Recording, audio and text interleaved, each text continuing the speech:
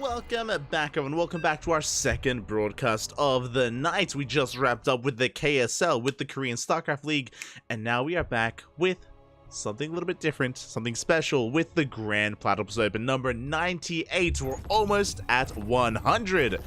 We're almost there. We are oh so close, and on the road to 100, we have our first best of 3. Exclamation mark B in the chat if you guys want to have a look at the bracket yourselves, as the bracket today is a little bit smaller, a little bit shorter, but amazing games nonetheless will be had, and we are here to bring it to you live on the Ducklings.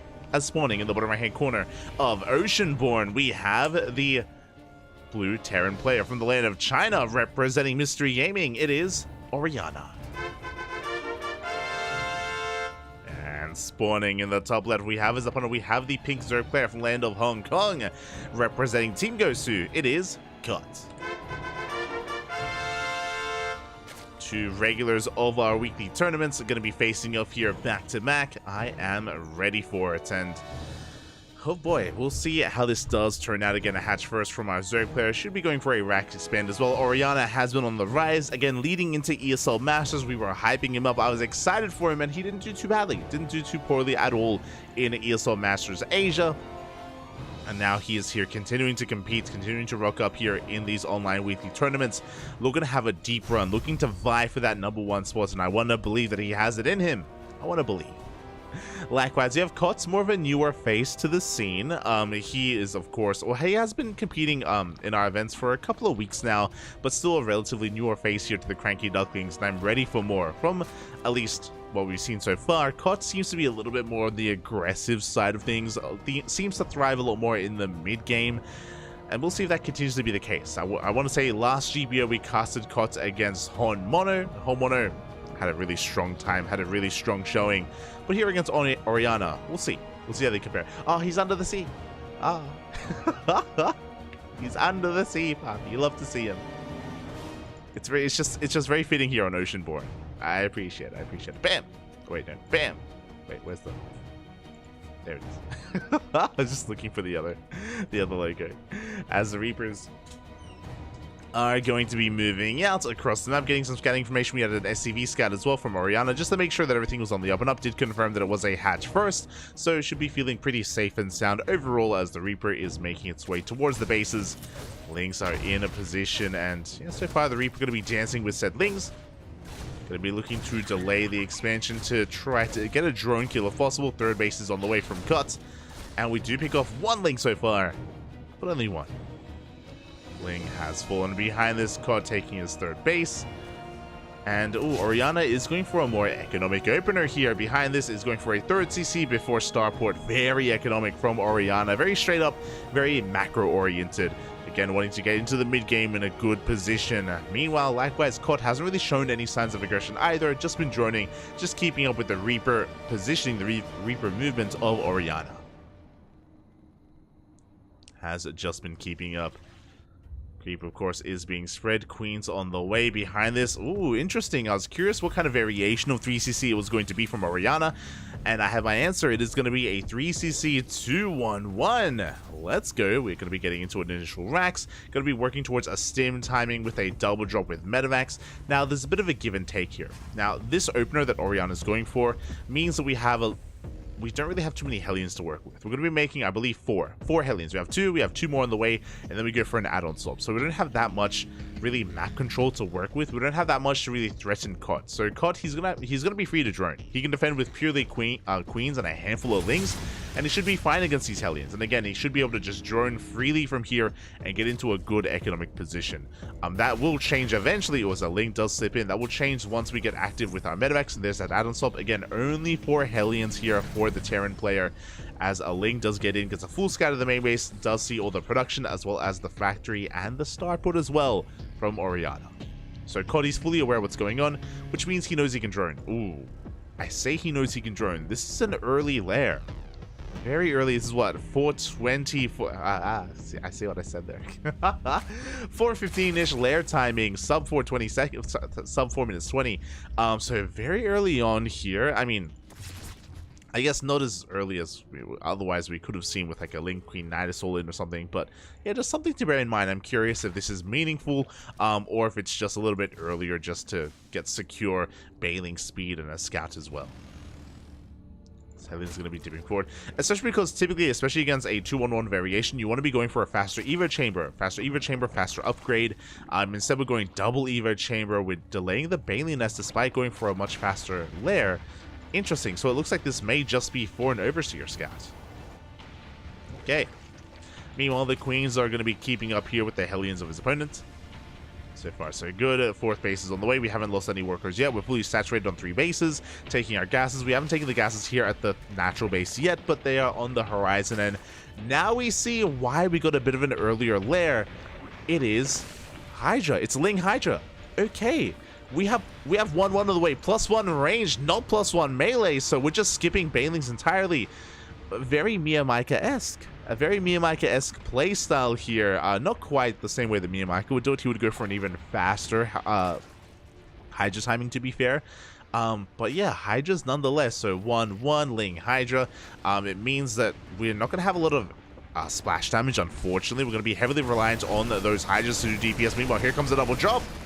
Queen goes down to Overlord as well, and Oriana making his way in towards the bases. Drone's going to be falling as well. Caught in a bit of trouble. Yeah, a lot of lings are going down. We stim on forward. We start to step forward as well, getting another queen and another. And this 2-1-1 timing is snowballing out of control. Cod was just too greedy. This wasn't even designed to end the game, but it looks like it may end here and now as the lings get annihilated. We get on top of even more queens. The Hydras are popping up, but again, they're trickling in one at a time. Expensive losses here for Cod. Eventually, he will force this back, but the Hellions are rocking up as well, just because there's nothing else to protect the Hydras. They're not here. And this first push here, the 2-1-1 timing of Oriana has snowballed out of control. Everything is going down. The queens, the Hydras, the lings. We cut too many corners, too greedy, even though Kot scouted everything, by the way. He saw the entire opener. He should have been ready for this, but he just wasn't.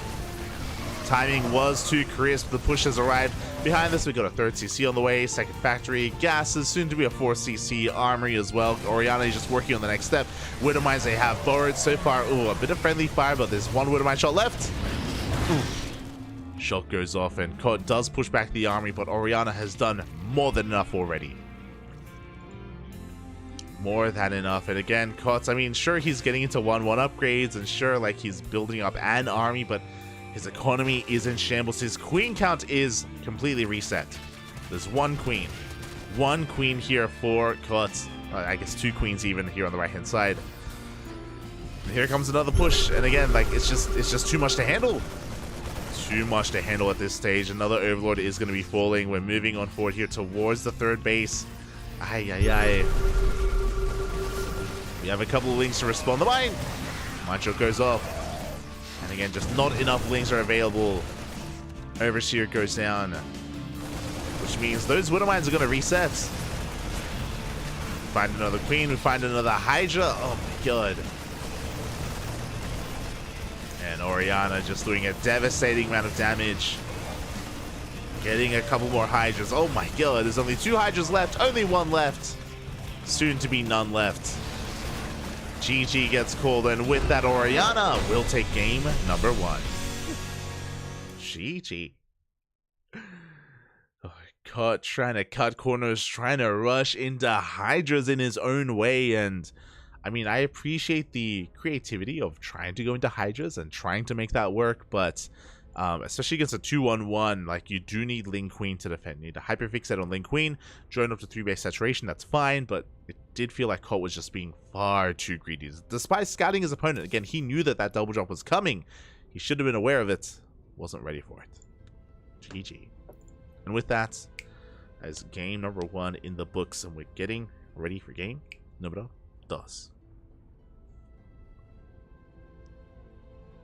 Oriana with a lead already in this series, and now we're getting ready for game number 2. Again, I want to believe that Kot can fight back. I don't think game 1 was really indicative of what, like, the potential of Kot as a player. I don't think we really got too much insight there. It was just kind of a build choice from Kot that was punished. We didn't really get to see the back and forth kind of macro of Kot up against Oriana. I think we were deprived of that, so I hope that we get more of that here in game number 2. I'm hoping for it.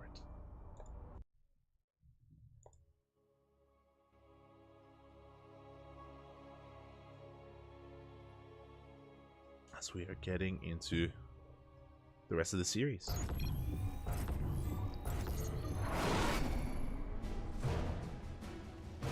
And here we go, spawning in the bottom right-hand corner of Golden Aura. We have Chinese Terran player currently leading the series 1-0, representing Mystery Gaming. It is Oriana.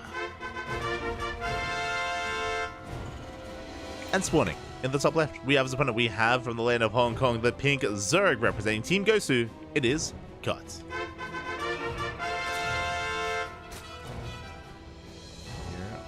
Go.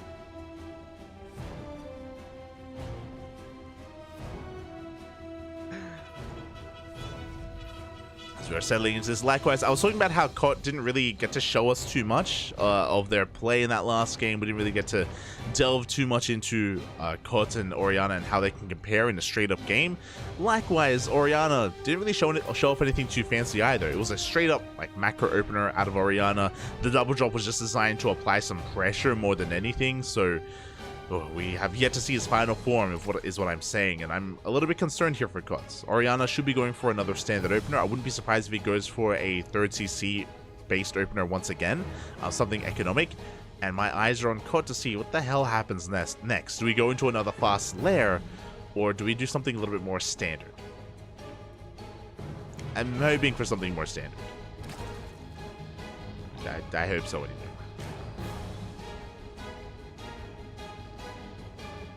For the time being, hatch, gas, pool. I mean, standard opener. But that's what we saw last game. That's also what we did witness last game as well. So everything is looking as it should for the time being.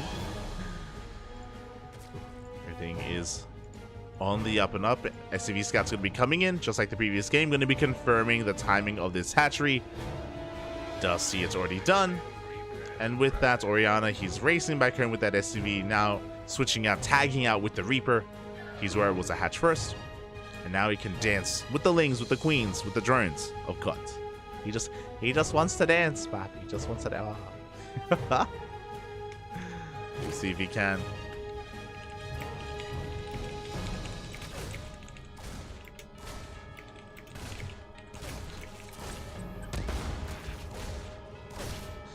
Here we go. The Reaper is going to be chipping away at those lings. As you mentioned, so far nothing killed yet. The drones got low. The lings are getting low, but so far good control out of Kot.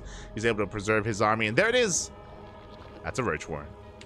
We are skipping ling speed, going straight into a Roach Warren instead. Behind this, Oriana going for a 3rd CC before Starport. Once again, economic opener out of our Terran.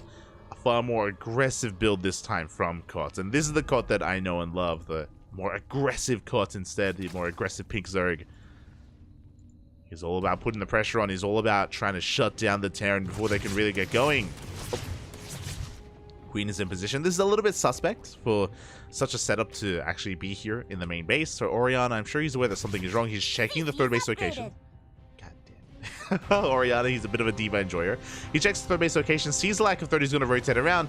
In doing so, he misses the army, but once again, he confirms the lack of 3rd. He dips on forward, and he will see the Roach. He's aware. He's getting ready back at home. There we go. Immediately we evacuate the natural base. We throw down a bunker in the main. So far, good calls.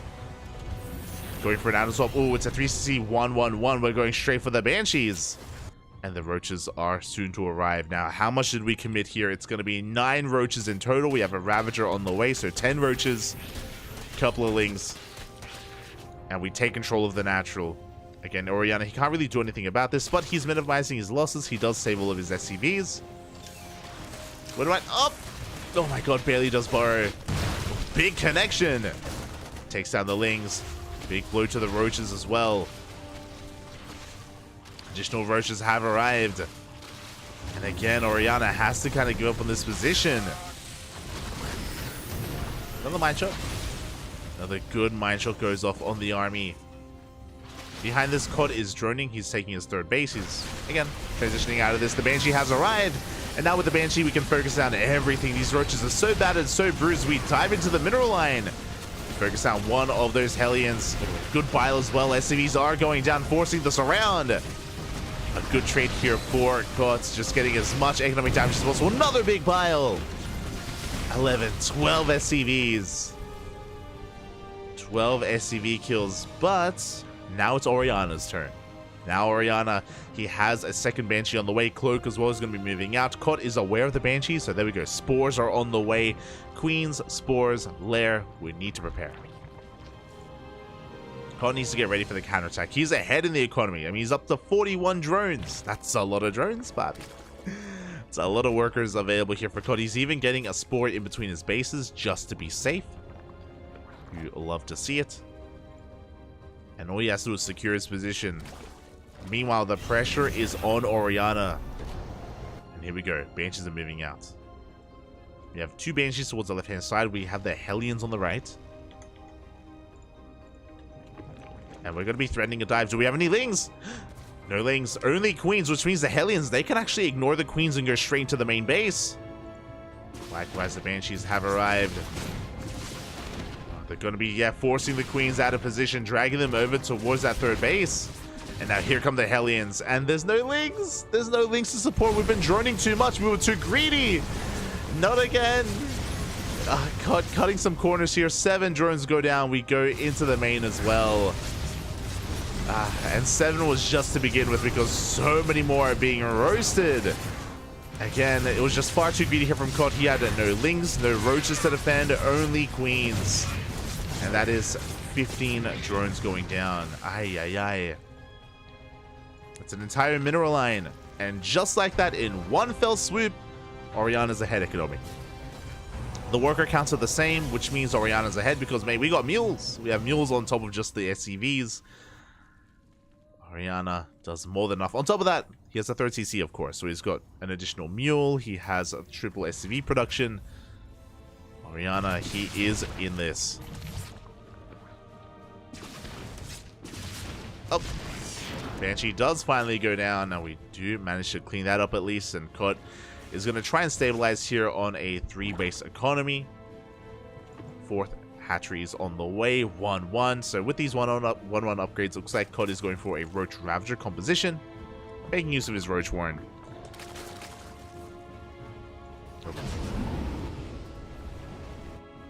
And is going to be hitting quite a strong timing here with 1-1. Could even go for a 2-2 timing. We'll see what he does want to go for.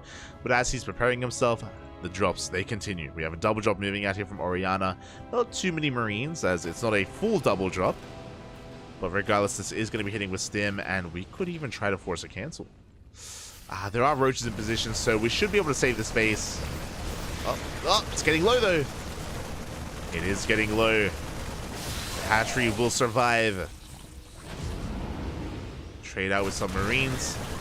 Likewise, a link counterattack gets 3 SCVs. Ooh, and a medevac goes down as well. That should not have happened. Caught. Doing well. Shutting down the army. Shutting down the drop. Getting some economic damage across the map. Forcing a stim. And COD, he saves his 4th base. Behind this, Oriana getting into double E base, into 1-1. 2nd factory's on the way. Armory, additional gases, so he's not going for a 3-base all-in. Oriana, he should be working towards his 4 CC momentarily. Very similar to the follow-up from the last game. Now we have a split push. Now we have a double drop towards the south, a drop towards the north. 1-1 has kicked in. can't trade that much better. Ooh, and these roaches are going to go down. Three dead roaches. We go for the mineral at the same time here towards the south. Ooh, not the best trade from Oriana, but he's getting a couple of roaches. Is going to be deflected. Gets an overlord. Can he get the queen? Oh, he barely will. Did cost him a couple of marines, but he did get the queen. And it's triggering a counterattack. It looks like, yeah, we're cutting workers at 66. 3-way saturation. This is going to be basically a 3-way all-in from cut. Cutting workers at 66 drones, going nothing but pure Roach Ravager. And can Oriana defend? The tanks are in position between the bases. Big tank shots are going to be going off, but Cody keeps pushing. He's going straight for the tanks. The vials. Oh, they do quite get 2 tanks. Barely they get 2 tanks, but it's not going to be enough. They're just too many marines, too much man with gun. 1-1, of course, putting in a lot of work for Oriana as well. And he's going to chase this down. He knows he can. He takes down the Ravager. And Kotz is on the back foot. Taking quite a lot of hits already. And Oriana is looking to chase him down. Oh, we do manage to retreat, but the reinforcements, a couple of roaches, they get caught out. And we dive on forward. Looks like there are too many reinforcements. The queens come in to support as well, and Cod, he does hold.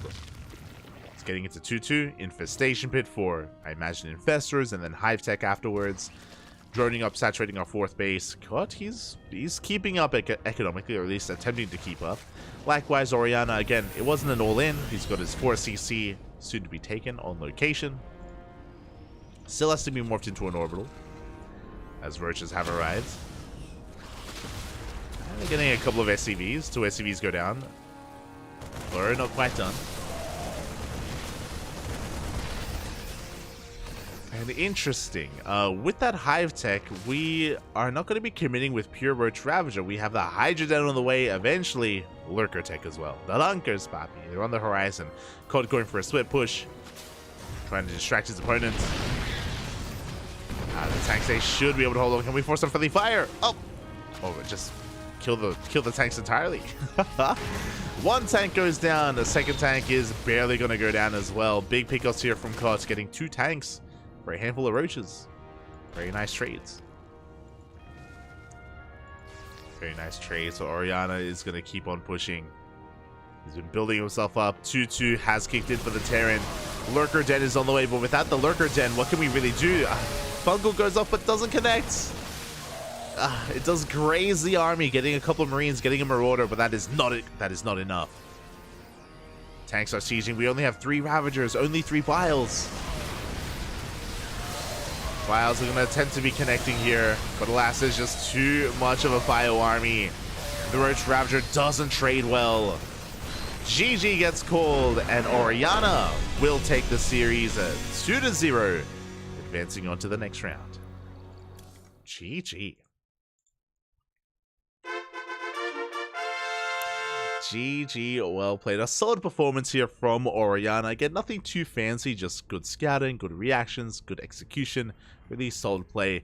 Meanwhile, from Kot, I did like that we mixed things up and went into the Roach push, and hey, we got a lot of damage done. Remember, we didn't just deny the natural and delay the natural, we also pushed into the main. We got 12 worker kills.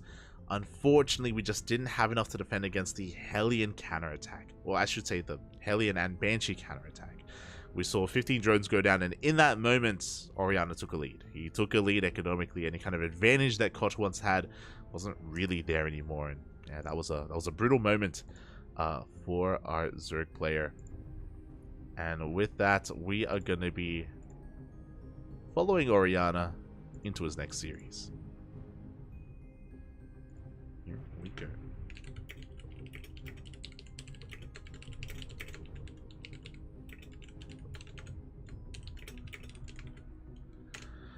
And up next, we have a TVP. Exclamation mark B in the chat if you guys want to have a look at the brackets.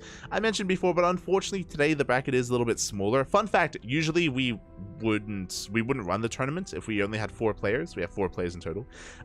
Usually we wouldn't run the tournament, but we're nearing the end of the year.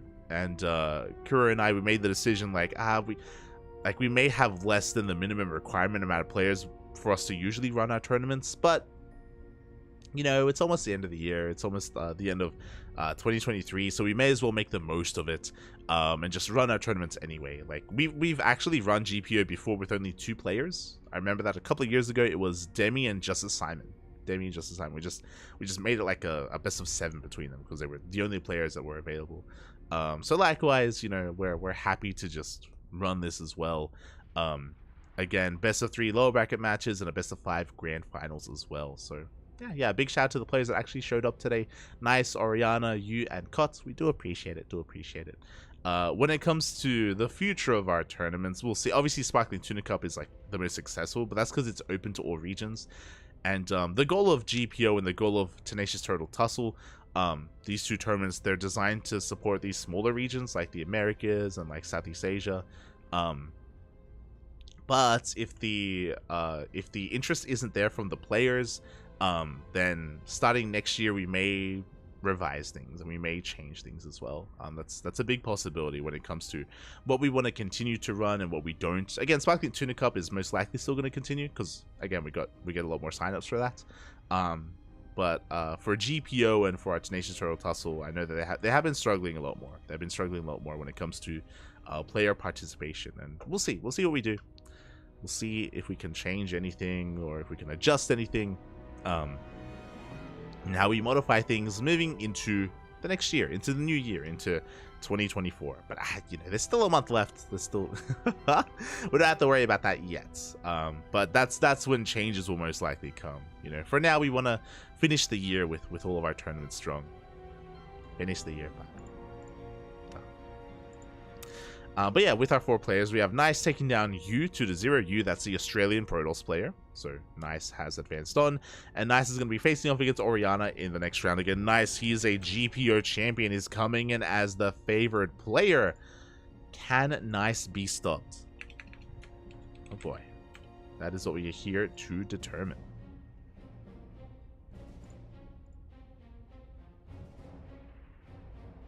Here we go. Likewise, because it's double elimination, Cod gets knocked down to face off against Yu in that lower bracket match in a PVZ. If I'm not mistaken. Ooh.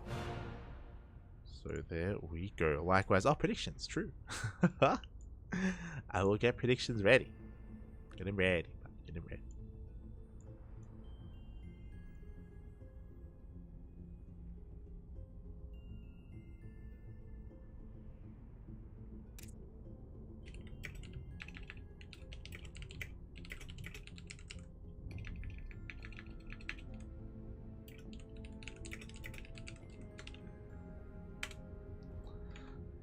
So yeah, now that we've made it to the upper bracket finals, again, a bit of a shorter broadcast today. We're going to be casting the upper bracket finals, then the lower bracket finals, and then the grand finals at the end. So 3 matches remaining here, and predictions are going to be set up.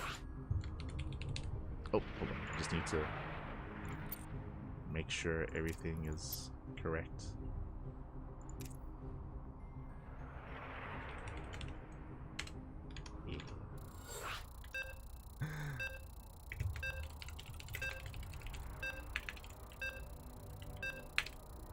Here we go.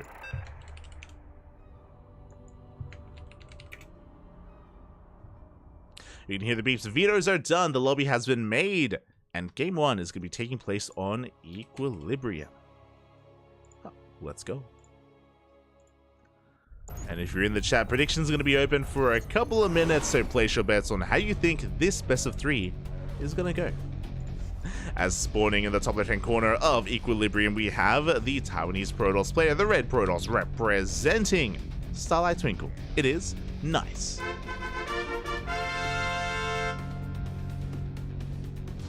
And spawning in the top right-hand corner, we have his opponent. We have the Chinese Terran, representing Mystery Gaming. He just took down Cot 2-0. It is Oriana.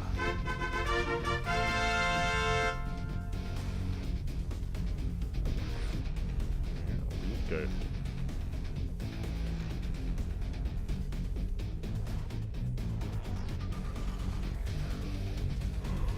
As we are getting into this, see the chat. What's going on?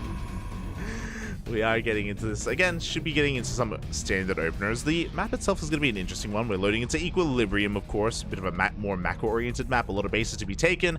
We have the gold bases, of course, as well, towards the left and right hand sides of the map, overlooked by the platypus. Ah, it's beautiful. Overlooked by the platypus. But again, we have those gold bases potentially, or the potential for gold bases here for both Nice and Oriana at some point in this series, whether it's the third base, the natural, or even the fourth. We have seen some Protoss players be a little bit fancy. We have seen Protoss players rush into this gold at times.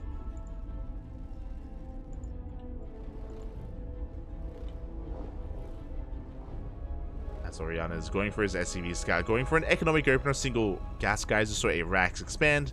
Again, very economic here from Oriana. Likewise, Nice going for a gate expand into the Cyber Core as well. Or gate cyber expanding. So everything is looking as it should for the time being.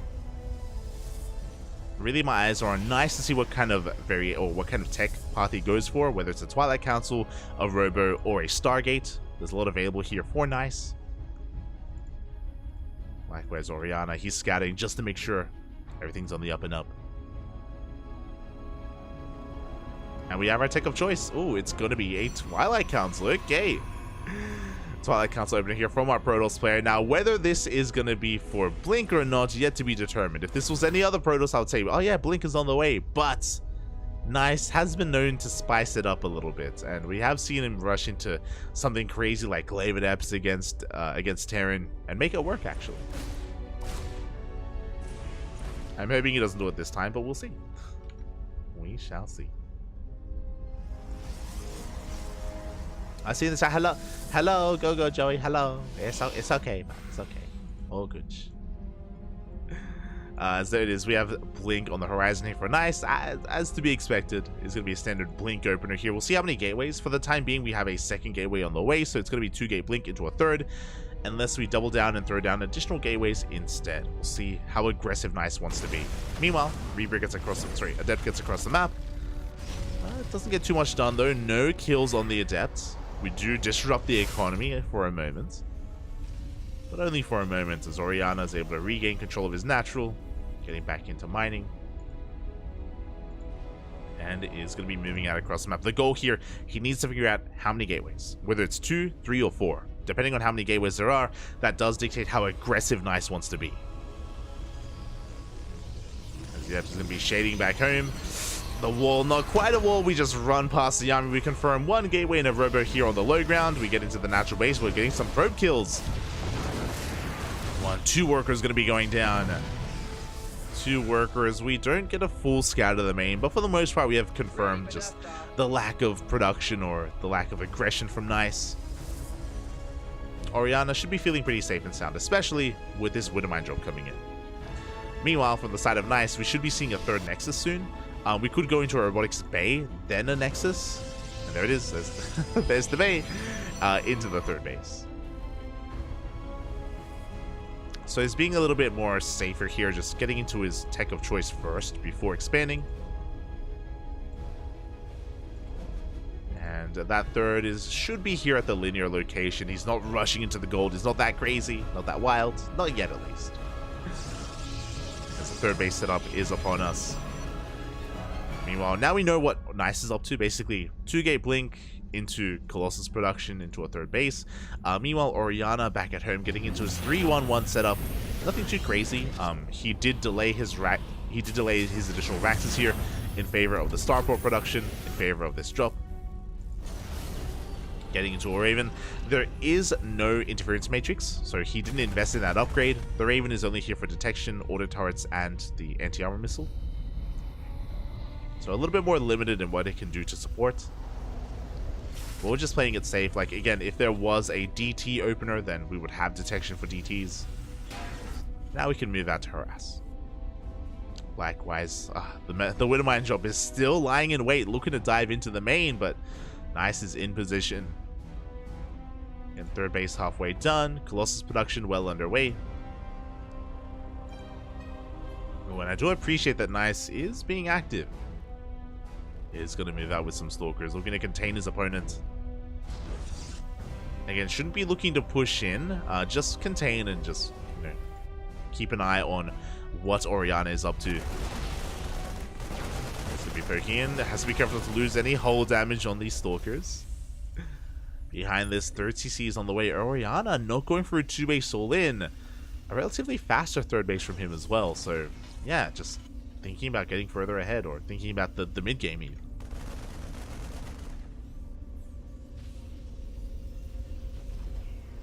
Let us go as the Stalkers, they do slip in behind the gas guys, are even getting a couple of workers of gas mining SCVs. At the same time, here comes some Raven harass. Here comes a mine drop. Up. Ooh. Decent connections. With the mine drop come in at the same time as the Raven. No, the medevac. Medevac does fly too close to the sun. It gets shut down. 4 probes for 3 SCVs, and here comes the push. We are moving through the center of the map. Raven has energy, but no. Raven can throw down another auto turret, but is so incredibly low. And because of how low HP it is, like, I don't think you can really add too much to the fight. Oriana does move out for a moment, was spotted by the observer, but we still have a third CC that we're going to be taking, so again, no big commitment. Another mine drop comes in, but nice, he cleans it up. Oh my god, without losing much of anything. Very good control there from Nice.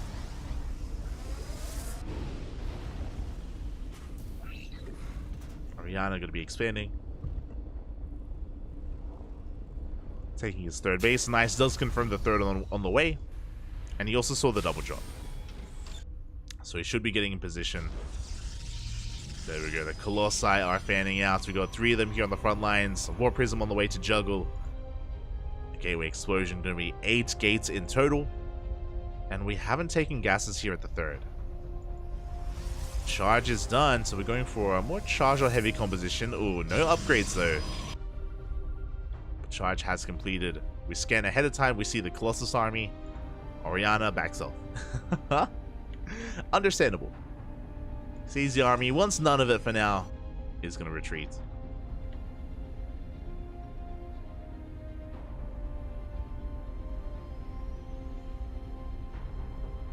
Is going to be retreating for the time being. That auto turret, oh, the Raven even getting a little bit more done before going down. Likewise, as Oriana's being active on the map, we get a War Prism going straight into the main. Not too many reinforcements. A massive Warping of Zealots comes in. And here comes the main army of Nice. Oh, Zealots are getting into the middle line. A couple of SCVs are going down. Not too many. Oh! Some mine shots do go off. Again, Nice continues to threaten on the front lines, taking some big tank shots, but there's only one tank. We focus it down. A lot of Stalkers do fall here to the Marauders. Bit of an overextension there from Nice. Was panicking a little bit. One Colossus up, will not go down. That felt like a rough trade for Nice. He lost so many Stalkers. Lost 14 Stalkers going down. Quite a lot of gas. The War Prism has been dealt with, and now Oriana can focus on his bush.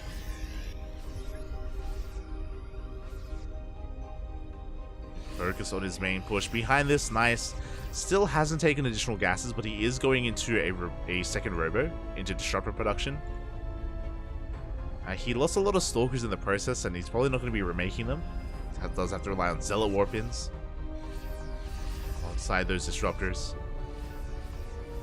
Oriana still not quite taking up into Libs or Ghosts. Ghost Academy is done, but no Ghosts out yet. Here we go, we're going to be engaging, but the swipes are just too good. Oh my god, the swipes! The Colossi going ham on this army. At the same time, Dark Templar, they have arrived. We even have a DT in the main base. Oh, yeah, and Oriana is being cleaned up completely. This was not the fight to take. Meanwhile, across the map, these DTs, they're going ham. 16 SCVs have gone down. DTs in every single base, and GG gets called. Nice. We'll take the first game. GG. Again, a solid game there from Nice. Nothing too fancy, outside of, I guess, Dark Templar Harass, which did win him the game in a way. I do think that Oriana was a little bit distracted. That's why he committed as hard as he did with that attack. But just really good vision, really good scouting and map awareness from Nice. He was able to keep up with everything more or less and take good enough trades and, yeah, eventually overwhelm Oriana. It felt like there was a lot of pressure on him to get damage done, and you know, he was having a really hard time with his drop play, with his mines, even with his movement, just because the observers were not being seen. The observers were not being dealt with. So Nice, he had just almost full map vision there. Yeah, very well done, very nicely played out. As Nice does take a lead in the series, and we'll see if he can continue that lead as we get ready for game number 2. We are getting ready for it.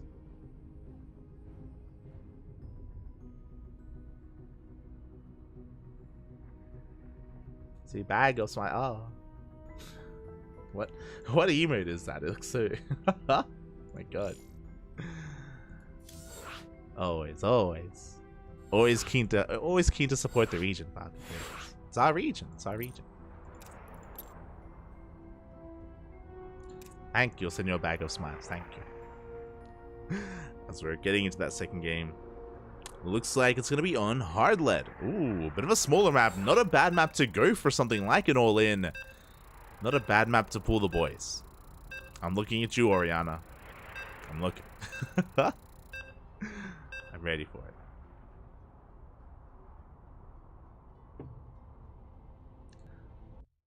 But again, really solid play here from Nice. We'll see if Oriana can bounce back. I do think that Oriana has the highest chance here to cause an upset and to bring Nice to his knees in this tournament. Can he pull it off, though? Here we go. Spawning in the top left-hand corner of hard lead, we have the Taiwanese Protoss player representing Team Starlight Twinkle, the red Protoss. It is Nice. And in the bottom right, we have his opponent. We have the Chinese Terran representing Mystery Gaming, down in this series but not out. Looking to fight back. It is Oriana. Here we go. Rope Scouts going to be coming in just to make sure that everything is back at home where it should be. There's no SCV out on the map. There's no hidden racks. Rax is back at home and it is not going to be delayed. Nice is going to try to chip away at this SCV and be annoying. Going to force a second SCV out. But no! Oh my god, and the probe does get a kill. That should not have happened. So a bit of a misstep from Oriana. Was a little bit greedy, did not pull back. And as a result, Nice has a slight lead here. Killing one worker. Pretty good. Even delays the racks for a moment. Can he get a second? No shot. No. Does get some hits in. He shouldn't get another SCV.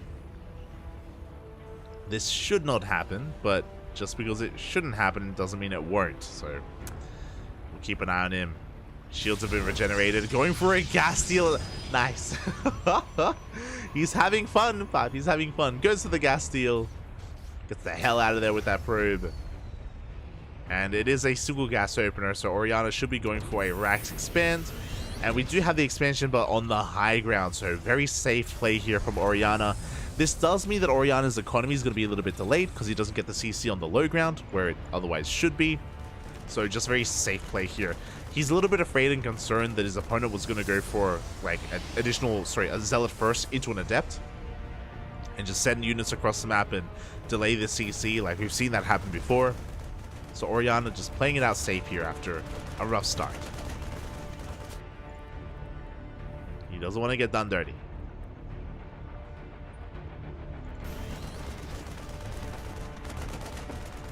Looking at the vision, Nice. He did see the CC. He's aware of what's going on. Adept is moving out behind this Twilight Council opener once again for a second time now. As a reminder, last game it was a 2-gate blink opener into a bay, into a third bay. So it was a robotics bay before the third. So just to get into faster Colossus production and delaying the economy by a little bit. But overall, just not a very aggressive opener from game number 1. Here in game 2, we'll see if we throw down additional gateways. We'll see if we go for a third and even a fourth gate. For now, we're going to be applying some pressure here. with the Adepts going to be getting an eye on the main base. Oriana. Okay. I was about to say he's going to be floating his his factory to the low ground so he can make Hellions without being scouted. Very cute. I like it. So nice. He may have control of the ramp and may have control of anything that comes out of the main base, but does he really? Because there we go. Hellions are banking up. Not much at home to defend. There's no wall. There's no Sim City. Nice believes he doesn't need it. And we are getting into a 1-1-1 follow-up. This should be for a medevac, but we'll see if we go for something like a Tech Lab and a Raven again. As the Reaper, as the Adept does continue to shade here. Oh god. No, did he see? Uh-oh. Hellion was just revealed. A bit of a missed rally there from Oriana. I don't think it was revealed. I hope it wasn't. And Nice is getting in position. Hellions are arriving. 2 Hellions, 2 shot probes. They get 1 volley off. They get 1 worker in the end. They get 3. Not too bad. Oh! 5 probes? 2 Hellions? That's a pretty good trade. Meanwhile, that's a lot of gateways. Remember earlier I was like, oh, in game 1 he went for a 2-gate opener. This is 4 gateways. 4 gateways here on 2 bases. We're going to be pushing out here with Blink Stalkers. Hyper aggression coming out from Nice. Now this is not all in. He should be expanding behind this. You can take a 3rd base while you're pushing. But this is still very committed. And Nice, he is looking for damage. Back at home, do we have a tank? Because we went for Hellion production, no, we do not have a tank. We have a bunker on the low ground. We have 1 tank halfway done, which means Nice is in trouble. Sorry, Oriana's in trouble. Nice less so. He's getting high ground vision. He's going to be diving into the main. Tank is still not quite done. Oh, we could even camp the production. Tank does escape though. Ooh, thankfully, just in time. Siege is up, but that's going to be a kill on the Tech Lab. Does land a big hit here on these Stalkers, but we get behind the mineral line, we get behind the gas geyser, and there is no stim on these Marines. The medevac goes down. We blink past the army, take another tank shot to the face, but we should be able to escape. Ooh, losing another Stalker at the same time, trying to push in towards the natural. Looking at the trades here, it was 3 Stalkers for 1 medevac, for a Tech Lab, and for a handful of SCVs. And we want more. We dive right on that bunker. Repairs are not good enough. We do take down 1 of the Stalkers. Up. Oh my god. So far, good blinks here from Nice. Good juggling, I should say. Does keep most of his Stalkers alive. Deeper is going to be going down as well.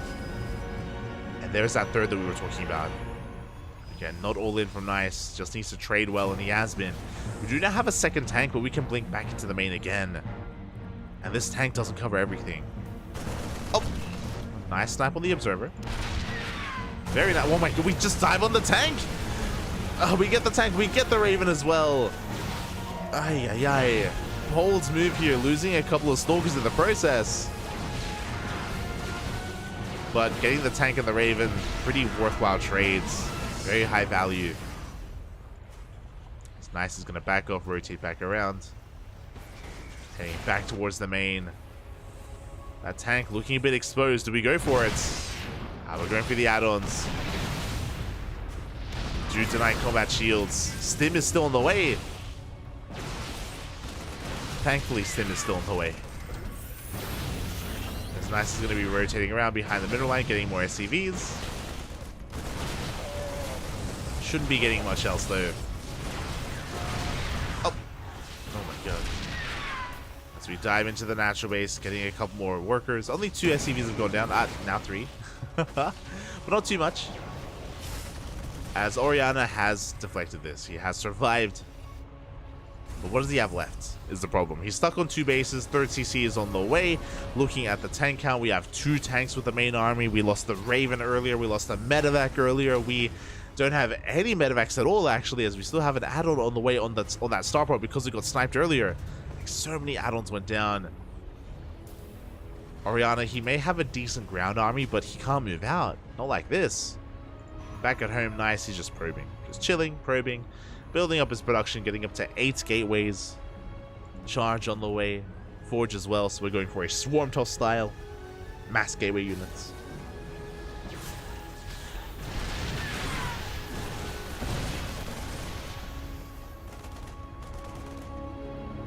As long as Nice doesn't lose this prism, it should be good. Up.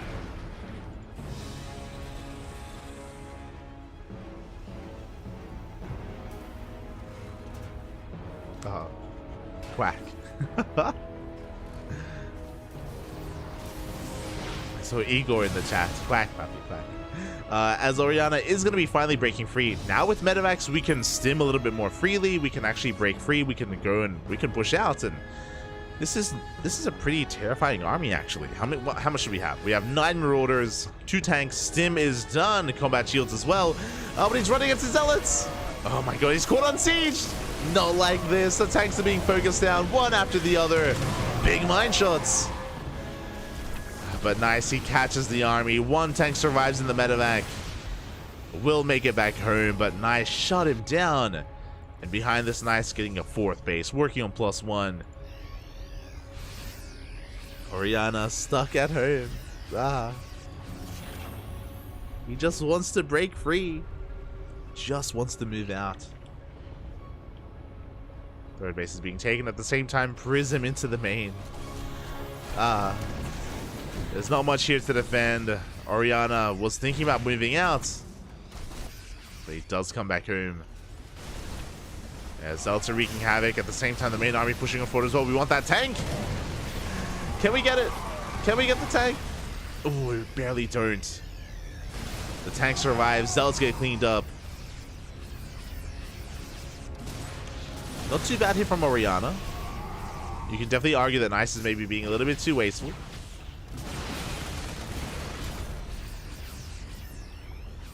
Oriana keeping up with the economy. Still can't break free though, and now we're getting into these power units. It isn't just Zealots and Stalkers. Now, Disruptors are on the way. I'm surprised we're not going Colossus first, but yeah, rushing into Disruptors. Bold move from Nice. Bold move. Zealot job comes back in.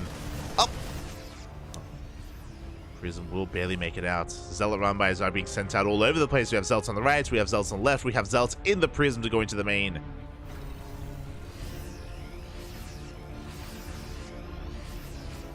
And can Oriana keep up? Again, Oriana, he has a hefty army. Oh, Marauders are being caught by these Zealots though, and these are expensive losses. Marauders are going down. That's 3, 4 Marauders. At the same time, Zealots into the main. At the same time, Zealots towards the natural as well. And we're going for a base trade. Oriana's going all in. There's no turning back. Not anymore. The Disruptor. The Nova. No. A decent connection graces the army. We can keep on pushing. We do get a massive warping of Zealots here back at home. At the same time, the tank does fall. Nice, getting along a lot done, but the Robo goes down. No more Disruptors. We are back at home. It looks like Oriana. Nah, never mind. I was gonna say, is he cleaning this up? Not really. As more SCVs are falling. The production is exposed though. Nice, we need to warp in. He has 2,000 minerals. Nice has 2,000 minerals here in the bank. We need to warp in now, but we're losing the production. And without the production, we just cannot spend our money. Nice, in a lot of trouble. He's committing to the base trade as well. The mines. Ooh. Even forcing some friendly fire. Disruptor comes out, Nova goes off. No! He's not looking! Massive connection of the Marauders. Oh my god. An insane connection. We're finding more workers, finding more SCVs as well. Oriana, he's holding on 2 bases. He's losing his 3rd. Or is he? Can he save it? He can. He saves his base. And Nice, he doesn't really have much production. He's got a gateway? 1 gateway. Soon to be 4 as we have more gateways on the way. But again, Nice, he's got so much money, he just can't spend it. He needs to spend his money. Main base has gone down. Oriana coming in from behind. Can he pull this off? Can he surround? Oriana coming from behind. He gets himself with some of the Stalkers. The Zealots now, they're wreaking havoc. A couple of gateways have finished up. We do have some warp-ins. Mine shots go off. The Zealots are going down. And as we go through the Zealots, Oriana, can he get on top of the Stalkers? He can. Oh, we do have a shield battery. Do we have an overcharge? Overcharge is popped. God, there are so many medevacs here. It's mainly medevacs, barely a ground army.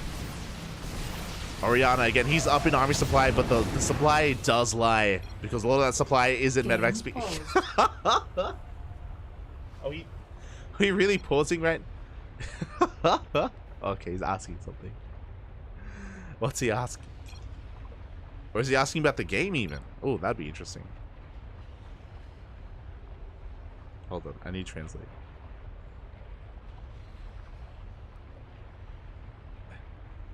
Camera. No shot.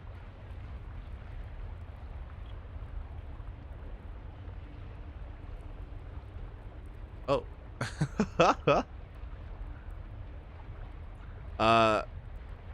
Okay, apparently Oriana is asking him that something is wrong with his hotkeys, and he's out.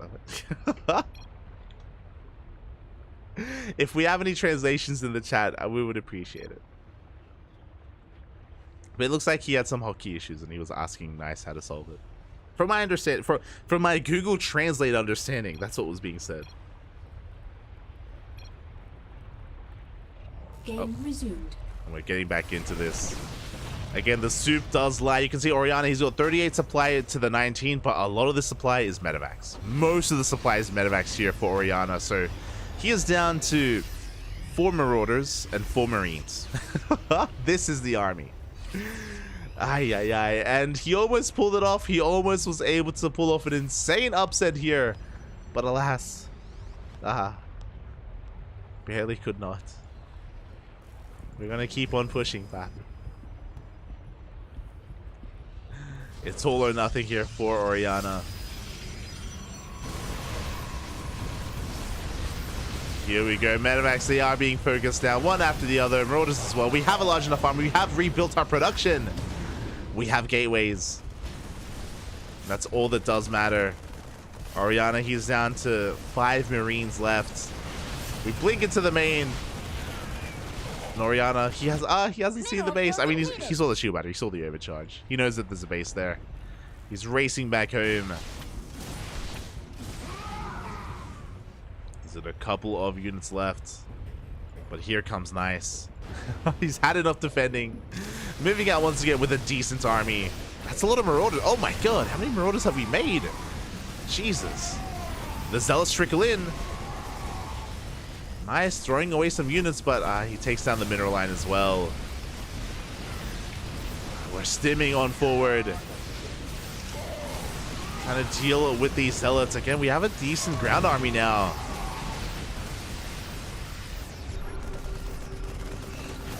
Observer's gonna go down.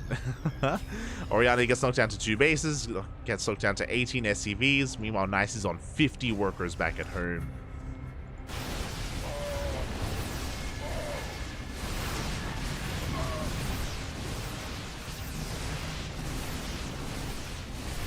Here come the reinforcements. Here come whatever is left here from Nice. Cleaning up what little is left here from Oriana. He's his final stand here with a handful of units, doing his best. GG gets called, and Nice. GG gets called, and Nice will be taking the series 2-0, advancing on to the grand finals. GG. GG, well played. And yeah, honestly, things got really close, actually. There was a moment there. There was a moment that game where Oriana had crippled the production, had kept up trading with the army as well, and there was a moment where he could have maybe turned things around, but Nice, he was rebuilding his gateways elsewhere at his natural, at his third base. He was able to survive long enough to get some warp ins going, and was able to keep up. Was able to muster up an army and defend, and GG. GG, well played.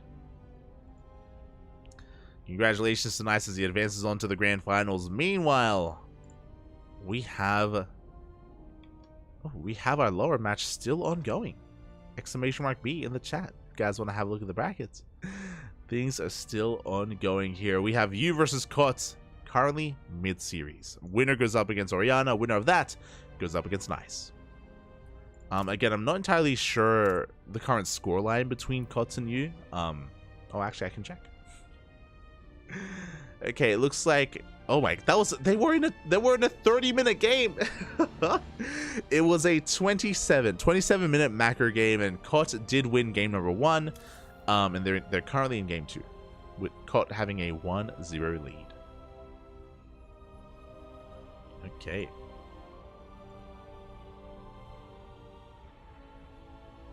We can update the scoreline at least. And this means we're going to be going on a short break. For all I know, Kots and you could be in another 30-minute game. They could be in another macro game. So we're going to be going on a short break here, waiting for that series to wrap up, and then we're going to be casting the winner against Oriana in the lower bracket finals. That's going to be the plan here for our stream. So it's going to be Oriana versus either Kot or you, and then the winner of that against Nice in potentially a rematch. So we are going to be going on that short break. Again, hope everyone has been enjoying themselves. Hope everyone has been having a good time. Yeah, take this moment to get some water, hydrate, search your roaches, get some snacks, go to the bathroom, drain your disruptors, and we'll see you guys in a couple of minutes here with either the ace match between you and Kot or the lower bracket finals with Oriana and one of our 2 players here. So yeah, see you soon. See you soon. Should we go in Spanish this one? Do it. It was at this moment that he knew. He fucked up. All right, I don't know if I can do this. All right, let's try. Aquí, en esta esquina de la mapa, es un Terran player. Es rojo, es rojo. Y a la izquierda, Ooh. I don't know my directions perfectly, but I believe it's izquierda. Yeah.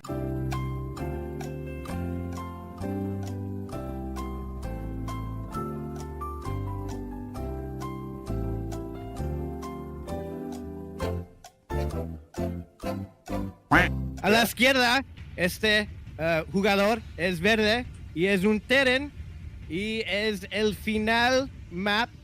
Si puede ganar, yo creo. Es Boga.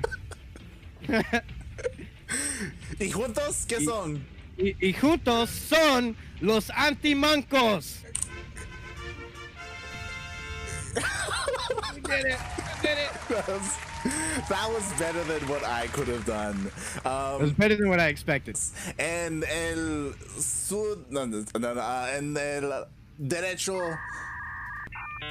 Izquierda, derecho. Aquí en la mapa, en la esquina tenemos el azul Terran, tenemos Marea y su what's teammate?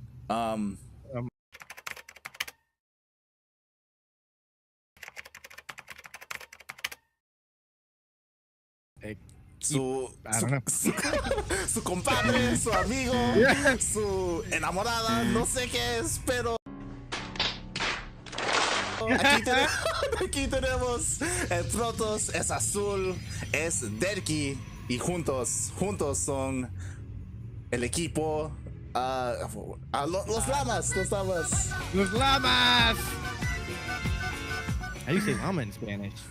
Llama, yeah, maybe. Right? Just llama? Yeah. I don't know either. I completely skipped trying to go for north or south. That was going to be an impossible one for me.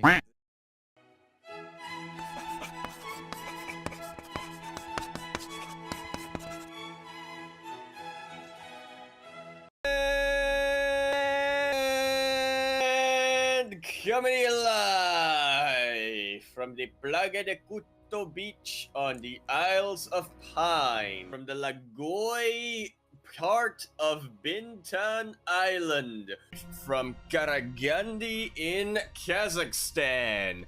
We are here with the 29th edition of ESL Pro Tour Open Cup Asia Division.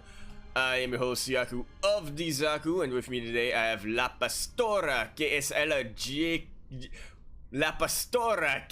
allergica a la pasta. El jugador del bolos con todos los cajolers. Wait. I have El Narado que saca todos los caimanes himself, Light_VIP. How are you doing, Light? What's up, Yaku? We're back. Playing. Good. The entire time I was like, why can't I add you? Like I'm looking for you in the list, and this fucking guy. Well, here we are in our. Oh my God! It's not a CBZ. Oh God. Dios mío, gracias. We have our Red Zerg player from DHZ.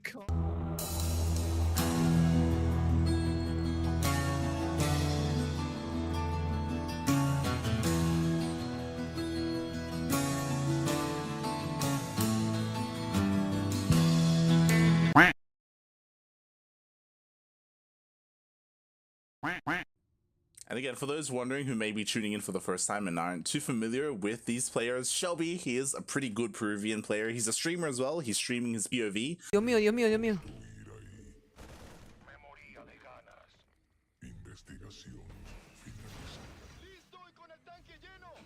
Men, ¿qué me quiere pushar con 4 Belin, 3 mutas? ¡Corre, Forest! No lo dejen ir. ¡Ah! ¡No! ¡Oh! ¡Te pasaste de ver! But he also looks after the convenience store when his parents aren't around. So he's currently competing, playing, and also looking after the store, and he needs to pause whenever there's a customer. What I want to know is how far does he have to go? You know, like, is it like downstairs, Yeah, I think so, right? yeah. Like, Yeah, I think it's a flight of stairs. He has to get down the flight of stairs. you're like a customer. You're like in the, waiting. You know, ding, and then you hear. He's like, he's like straight up running down. every now and then, it's like, you hear him fall. Waiting for him to like trip and fall. But I agree. He needs to like set up a camera like at the counter. Yep. You know? Yep. Yeah, just like. And then he runs back. Does he like wait for the customer to leave, or is like after he does the money exchange, he just books it up? For those wondering, I did wake up like 20 minutes before the broadcast, and then took 10 minutes to set up the stream, and then just went and I quickly grabbed some water, to wake up. Do I need to like Uber Eats you some breakfast? Oh, no, because then I would have to leave the cast and go get the food. Your door's not that far, right? Like, listen, if Yaku? Shelby can go attend his goddamn store while he plays the tournament, you can probably go pick up some food at your front door, while you're casting. It's totally fine, dude. Oh god, fucking Shelby, man. I love him so much. I wish he was here. Die as well. Ooh, can you finish? What's your shot? Oh, That's so BM. it's 99% done. That's so mean. That's That's No, just leave it. Go in. It's so Nina, close. just go in. Just leave it alone. No, she wants Guys. that. The SCV's coming. It's coming. No, the guy's already down. You can't get on the floor. The SCV's he's gonna finish it. He's gonna finish. He did it. Oh my god.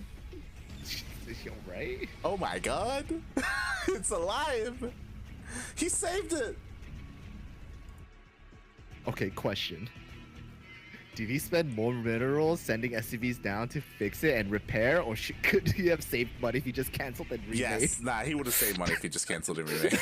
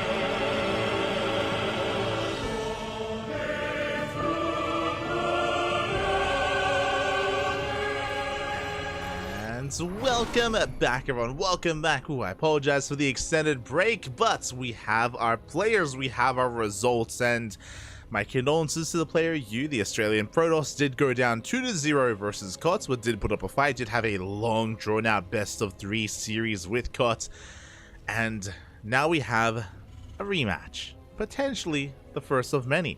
If you're in the chat, predictions are now open. Place your bets on how you think this series will unfold and who makes it to the grand finals against Nice. In the top left hand corner, we have the Chinese Terran player representing Mystery Gaming. It is Oriana. Yeah, and spawning in the bottom right hand corner, we have his opponent. We have oh my. We have the pink Zerg player from the land of Hong Kong representing Team Gosu, going for a gas pool opener. Very aggressive. It is COTS. Here we go. The aggression is upon us. Again, with a fast gas opener like this, we can go for a Bane Bust. We can most likely go for a Roach Rush as well. It makes sense. Oceanborn has a bit of a shorter rush distance by ground, so going for aggression makes plenty of sense on a map like this. We do have a hatchery behind this, and this shouldn't be an all-in. I mean, there are all-in variations of this, but with this hatchery, we should just be looking to get some damage done early on with roaches, and then transition into droning into a later game, once we get ahead, ideally. Spawning pool is done. Lings are on the way. Ooh, we do invest into Ling speed. Interesting choice. Ling speed is on the way, and we haven't pulled out a gas. Because we haven't pulled out a gas, this can lead into a Bane Bust, sorry, a Baneling Nest, or still a Roach Warren. And here we go. Our tech of choice is going to be that Roach Warren in the end. So it's going to be Roaches alongside Lings as well. This is looking like an all-in here. We can morph in some Ravagers across the map, and Lings, they can flood in as well. SCV does confirm how late the hatchery is, does confirm the Lings, so Oriana is aware of the pool first, of at least it being a pool first. Doesn't know how aggressive COT is, but knows that aggression is upon us. Reaper is going to be chasing down some of these Lings. Two Lings do bypass that Reaper. They can go straight for the CC. They can delay the CC even. They do hit in that direction. Two Lings did get shut down. Marine already out as well. We can maybe try and disrupt the CC, but we shouldn't be able to get much more than that, as there is that Marine in position. There we go. Oh, the SCV! Oh, it's so low. And we do not get the SCV. It lives. Somehow it survives. We can continue making RCC. Meanwhile, the Reaper did get into the main base, did confirm that gases were continuing to be mined. Didn't see the roaches, but can deduce, can piece it all together as the roach push is moving out. Behind this, yep, there we go, bunker on the high ground. Just like previously, Oriana should be giving up the low ground, should be giving up this CC and defending his main base instead. But that is why I like this all-in from COTS, because we have Ravagers soon to be on the way. And these Ravagers, their goal, to knock down the front door, and for Lynx to flood in as well to get on top of the bunker, to overwhelm and get out of control. But on the other side, it's a 1-1-1 opener. Previously, Oriana defended with a 3cc opener. This is a straight up 1-1-1, so we have a faster production, faster units. Cyclone is out. The army has arrived. And we will be bottling down at least a reactor. Oh, Cyclone taking a lot of hits. The repairs so far are on point. The Biles will be connecting. The reactor goes down. Already some damage is done. The wall, no longer a wall. Additional files are connecting, but a second Cyclone's on the way. And it feels like COD is running out of steam. He will get that debo. Just barely gets one. He gets both. Good damage supply blocking Oriana. But from here, I feel like we need to get the hell out of here. We need... Oh, no! Yeah, one Ravager goes down. We need to back off. Behind this, COD, he's droning, is looking to get further ahead. He has done a decent amount of damage. Looking at the units lost here, he killed 3 SCVs, killed a Reaper, killed some production, killed depots. But he cannot break the main. Not like this. Oof. And we may have to retreat. Obviously, ideally, we bait the Cyclones out and we get a surround with the Lings. But COD, he can't afford to lose these Ravagers. Back at home, still heavily droning. Cyclones have arrived. They get a lock on. Oh, they take down a Ravager. Brutal loss there for the Zerg. And Oriana, he's looking to chase down and hunt down some more of these Ravagers. He wants them, Bobby. He wants them. Behind this, because it was a 1-1-1, Banshee production is already upon us. Additional Cyclones as well. Getting into a delayed 3rd CC. Oof, oh, nice bile. Really nice bile here from Cuts. Very nice tracking. In the main base, Queen is in position. Additional Queens are on the way. Decent lock-ons, trading with the Lings. Caught not quite paying attention. He is going to have to back off. 3rd base is under threat. We should be able to hold on to it, but a lot of Lings are going down. The lock-on on the Ravager. And here comes the rest of the army. Here comes the follow-up push. The Cyclones have been doing well. We've been droning. Cod has been droning. Cod doesn't have much of a ground army, and with the addition of these Marines and more Cyclones, oh, one Cyclone goes down. Second barely gets saved. Oriana asleep at the wheel for a moment, but with these Marines, yeah, there's no way to save this 3rd. It's not going to happen. 3rd base is going to go down. A big loss here for Cuts. Yeah, he just doesn't have enough to really contest against this, especially with the Banshee coming in as well. There is no cloak. We don't need cloak. So Oriana is going to back off. Behind this Evo chamber on the way, gases are being taken as well.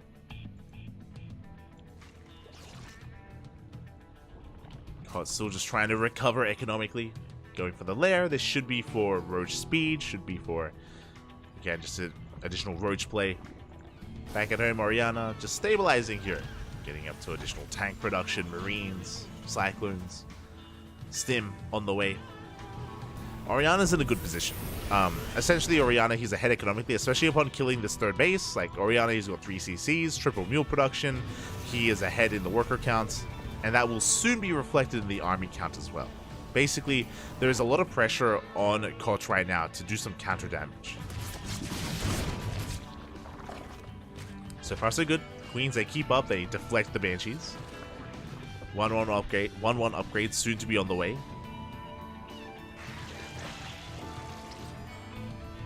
But he is holding. He is looking to hold on. Banshee's coming in once again. They're gonna shave off a couple of Lings here and there. Again, there is no cloak, so we wouldn't have to worry about detection. The Queens, oh my god, taking a lot of hits though. So Oriana backs off. And again, he's just happily getting his 3rd base up and running. The tank count looking damn solid.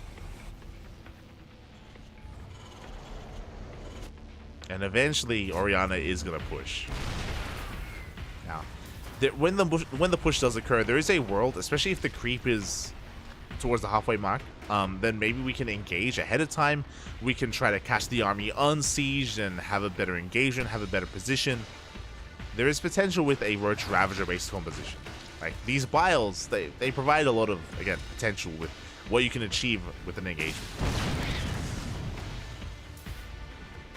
If the biles connect, we can take a fight. Depending on how juicy the connection is, I mean, we can even do more than just win a fight. But now we're going to be setting creep. We're gonna attempt to spread creep. As tumors are getting picked up. Oriana making sure that the logo is safe. The logo is secure.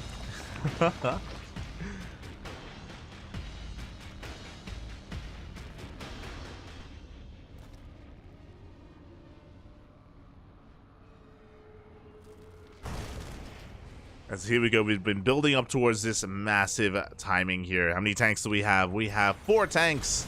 Stim and combat shields. 1-1 is done. Oriana, he wants to engage. Ravagers are forced back. Biles have run out, and we are edging ever closer towards the bases here of Cut. And can we do anything about this terrifying army? So far, bathing speed is still on the way. Oriana peeling off a couple of units. Cyclone going to be going down. Decent tank shots are going to be going off. We catch some drones. Cody's getting ready for a surround. He wants to try to dive on this army. The tanks are a little bit exposed. They should be going down. Yeah, the tanks, they will be bowed down. Not a bad fight for Kot. But the tank barely survives. As it finally gets cleaned up, and Kot does force back the army. Forces it back. Banshees have arrived. There's very limited anti-air. The Queens are coming forward. And Kot may have dealt with the first wave, but here comes the second. Decent files. Banelings, they try to connect, but alas, it looks like Oriana barely has too much. He breaks through. It was close. But again, the tank was doing so much in the back line. No creep here whatsoever, which isn't helping. But once again, trying to engage. But he just doesn't have the economy to sustain this. Yeah, roaches are trickling on in. The tank's doing a lot of damage here in the back line as well. Biles are connecting. Wow. But we can just keep on pushing. There's no slowing Oriana down. Not anymore. Ay, ay, ay. We get the queens. We get both queens. And there's one Ravager left. GG gets called as it goes down. And Oriana will take game number 1. GG. And Oriana having a solid defense early on. Having an even better counterattack as well with those Cyclones. The big moment for Oriana was getting a kill on that hatchery. The fact that he killed the third base of Kot really early on there gave Oriana a massive boost. Made sure that Oriana stayed ahead economically, that the production and the economy of Kot was disrupted, was set back. So yeah, just a really, really pivotal moment there for Oriana. And a big reason for that was, again, Kot just wasn't ready for the counterattack. Had lost far too many Ravagers in his assault as well. And wasn't able to muster up a large enough army for that push. And with that, Oriana takes game number 1. But it's the best of 3. It is the best of 3. We still have a chance to fight back. I want to believe. I do want to believe. As we have game number 2. It's going to be on Hecate.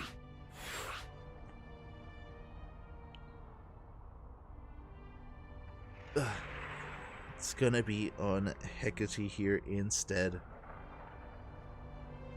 A bit of a larger map compared to Oceanborn. So the likelihood of either player going all in or opening up with something aggressive is a little bit lower on a map like Hecate, but we'll see. Let's see what our players have in store for us as we load into game numero 2.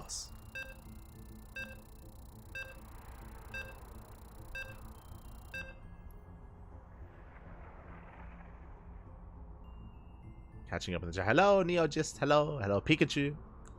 Igor. Jet SE2. Not to be confused with yeah. there was once a Jet on the CranKy Ducklings at a time. Good times. See Frost in the chat. Row Bags. Hello, Row Bags. Row Bags, not to be confused with Bags of Smile. But there are a lot of bags in the chat. Hi. And here we go, spawning in the top right-hand corner of Hecate, we have the Chinese Terran player, the Blue Terran, representing Mystery Gaming. Leading the series 1-0, it is Oriana. And spawning in the bottom left-hand corner, we have his opponent, we have the Pink Zerg from the land of Hong Kong. Representing Team Gosu, it is Cut.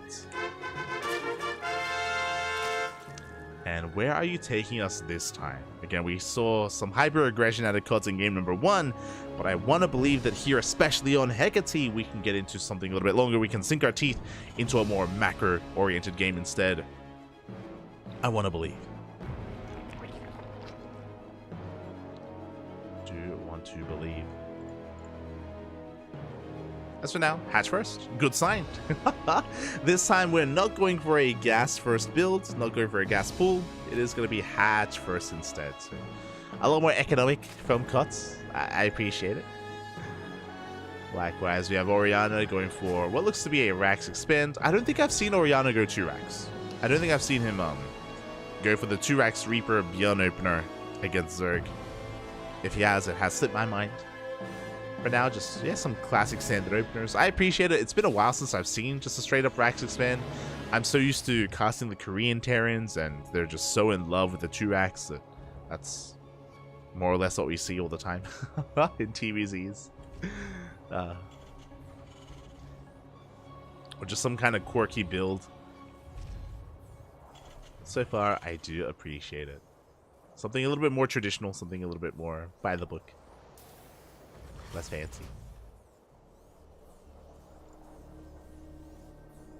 And from here, we do have the Overlord Scout confirming, of course, the timing of the CC, confirming the lack of additional Raxes in the low ground. Reaper is moving out. So far, everything has been spotted. Now, the question becomes, is Oriana going to go for an economic opener or an aggressive one? What I mean by that is, do we go for a 3rd CC before Starport or after Starport? Before or after? As the Reaper does arrive, so far Ling's going to be dancing with the Reaper. No losses yet, but the Lings are getting a little bit low. Oh. Oh no, the whole position. Some rough whole position micro there as one Ling goes down, but it's only one Ling. Not the biggest of deals. And we have, so far, not our answer. No 3rd CC yet, so it looks like a 1-1-1. Okay. Yeah. Otherwise, we would have already seen, as the factory was being built, we would have seen a 3rd CC. So, yeah, we wait for it to finish. It's going to be a 1-1-1 opener here from Oriana. This is more aggressive. This should be leading into an abundance of Hellions, and this could lead into Banshee production. If we get a Tech Lab on this Rax, then we could get to see an add-on swap. If there's no Tech Lab on the Rax, and if we go for a Viking first, it could be something like BCs. Or we could even go for a Liberator opener instead. We have options. Meanwhile, there's that Tech Lab in production on that Rax. First Starport has arrived, and yep, there we go. It is going to be Liberator. So it's going to be Banshee Lib, and this Tech Lab should be for Stim. Should be for Stim for the Bio Army. So the goal here is that you have up to 6 to 8 Hellions to threaten one side, and you have the Banshee for you have the Liberator for the other, and the goal is for one of these to get damage done. Either the Hellions drag the Queens out of position and then the Liberator goes ham, or the Liberator drags the Queens out of position and the Hellions go ham. Something's gonna go ham. We'll see what. We shall see what.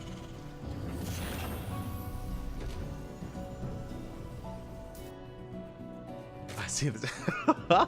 Whenever I hear introductions on other casts, I play the horn sound in my head. It's ingrained into my soul. Me too, me too. We were, as the Hellions, going to be threatening the front lines. But we're diving in, actually. We're going straight for the Queen. A little bit too ambitious here as one Hellion goes down. Do get a tumor, but not the best trade here from Oriana. Losing one of his Hellions. But we were co-streaming ESL Masters, so we were... Oh, the Queen! Oh my god, it barely does escape. Drones, though, they're going down. The Liberator has arrived at... Remember what I mentioned before. The goal here is either the Hellions or the Lib pull the Queens out of position. The Queens were indeed out of position. 6 drones go down. They're being dragged here towards the right-hand side, and that creates an opening for the Hellions. But this time, the Lings are able to keep up. For the most part, the Lings do keep up here, but that's 8 drones going down, and the Lings are getting annihilated. And with the death of these Lings, now we can go straight for the drones. Not into the natural, into the main base. Volleys are going off, roaches are on the way, but drones are going down. They're just getting roasted. The barbecue. 11, 12 workers go down. Liberator has been dealt with as well. Caught, he holds, but he lost 12 workers in the process, and as a result doesn't have the best economic position here. Again, we wanted to get rid of the Hellions. The Hellions, they get outscaled as the game goes on. Oriana going for his 3rd TC. Oriana not in a bad position here. Was maybe hoping for some more worker kills, is what I will say, but behind this, there's no roach speed. The lair is done, but without roach speed, we can't really go for a counterattack. We're stuck at home. He's stuck defending here, taking another base and redroning. Still investing into gas, still doesn't have enough for, or will soon have enough for roach speed, and there it is, roach speed is now on the way.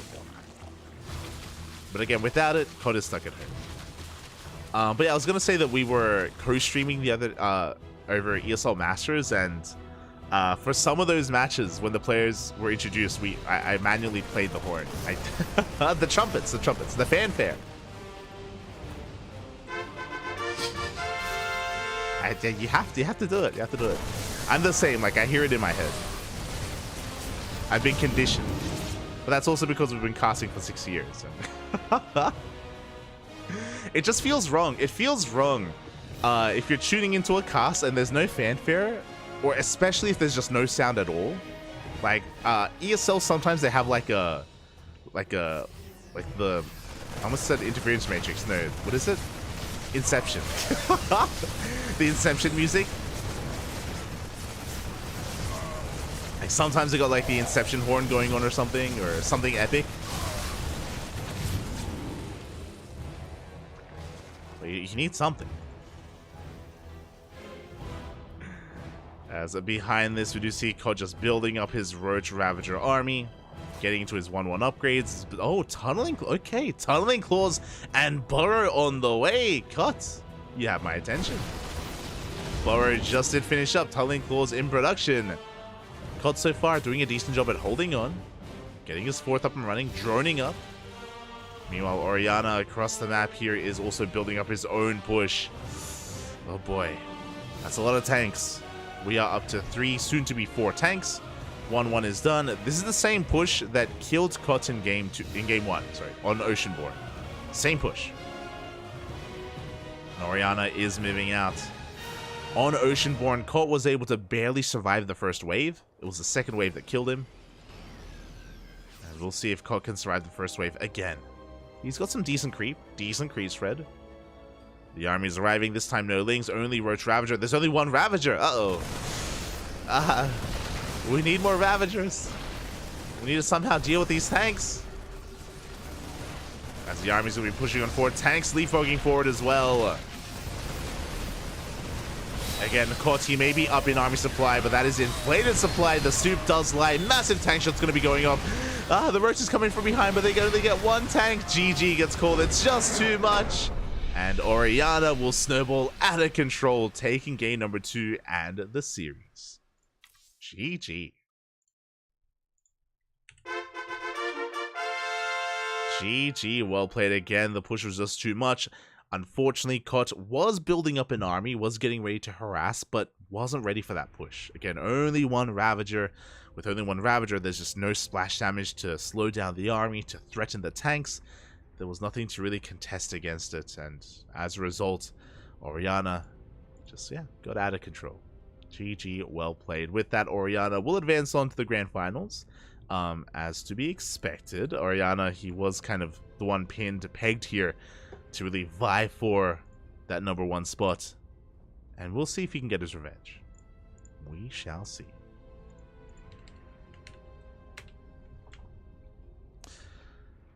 As we're getting ready for the grand finals. And the grand finals is going to be a rematch between Nice and Oriana. Here we go. Final series here of this broadcast. We do have another broadcast after this. WTL, World Team League, is in 2 hours. So we have 2 hours for this best of 5. And then we're going to be getting into some WTL.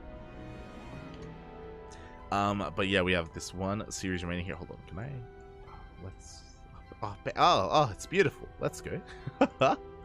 So yeah, it's gonna be a best of 5 between Nice and Oriana. Now, because Nice is coming from the upper bracket, he has a 1-point advantage. 1-point advantage here for the Taiwanese Protoss. So it is gonna be quite a bit here to overcome. But I do want to believe that Oriana has it in him. I want to believe.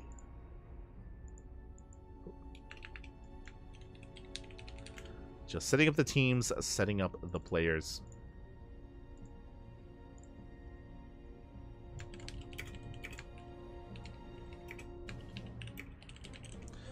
And just letting them know. Letting them know as well that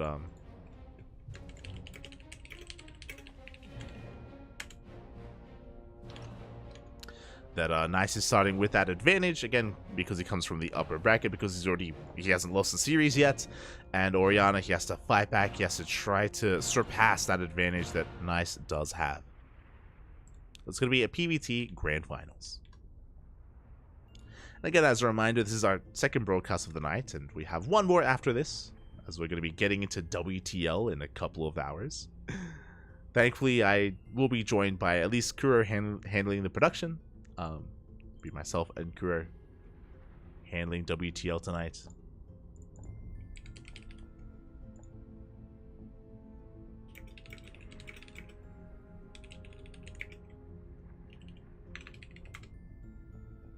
Trying to figure out who is available tomorrow, because again, WTL is a 3-day event. It is over Friday, Saturday, and Sunday, and I'm trying to see if I have a co-caster for tomorrow. I hope so.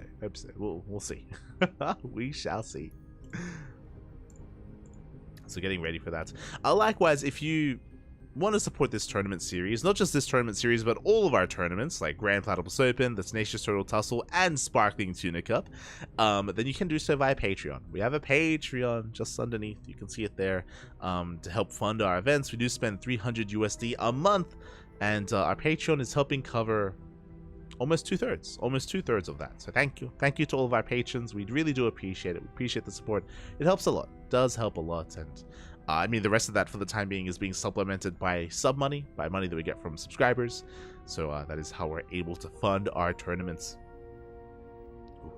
We do our best. We do our best.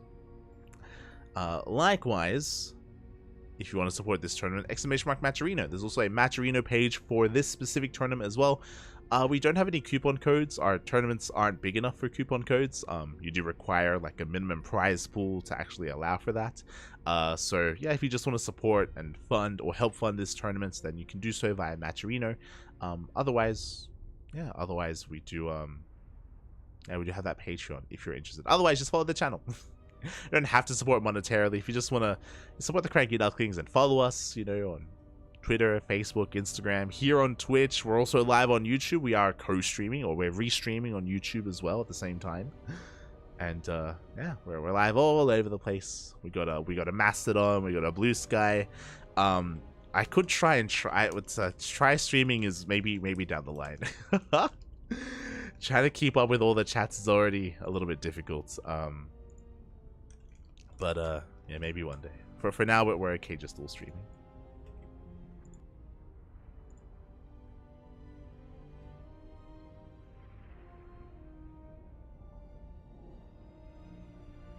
Oh, thank you.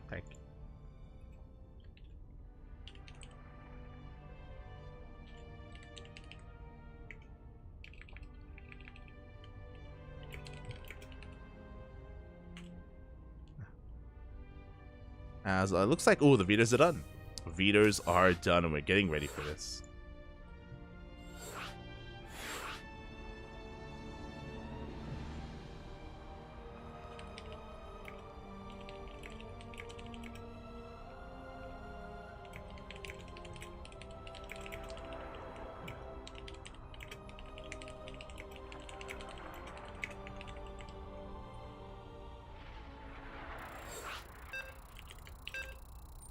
And here we go. Oh my god, we're just diving right on in. Up. Oh no! I set the wrong flag. Not like this. But predictions will soon be open. Choose the outcome. There we go. Predictions will soon be open in the chat. I did accidentally select the wrong flag for nice, so I panicked. Okay. I panicked a little bit, but we'll get on it.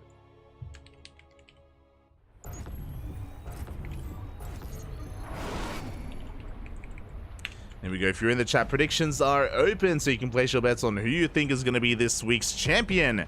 Will it be the Protoss or the Terran? And spawning in the bottom right-hand corner of Hard Lead, we have not the Protoss from Hong Kong. We have the Protoss from Taiwan. Again, I panicked and I chose the wrong flag. My apologies. The Taiwanese Protoss, the red Protoss. It is for Starlight Twinkle. Nice. And spawning in the top left-hand corner, we have his opponent. We have the Chinese Terran player representing Mystery Gaming. It is Oriana. Fighting his way from the lower bracket, looking for revenge, going for a Proxy Rax. Let's go. And this is how we bounce back. We have a Proxy Rax here on the right-hand side. The wall is being thrown down here on the low ground even. Things looking up for Oriana. Now it's only a singular proxy Rax. We'll see how committed it's going to be. Probe Scout is coming in. Probe Scout should confirm that the Rax is missing.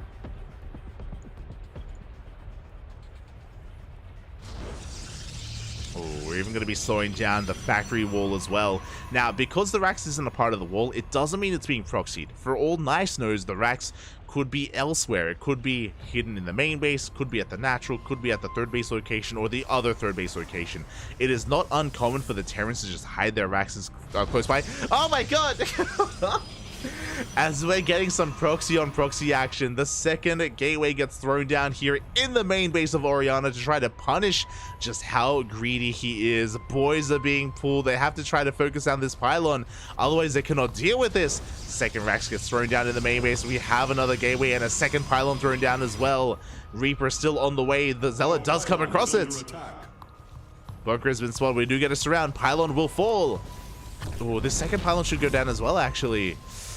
I don't think these gateways are going to get up and running. We have another I don't think this is going to work. We have a third pylon on the way. Meanwhile, a bunker in the main base. Chaos is ensuing. Nonsense all around.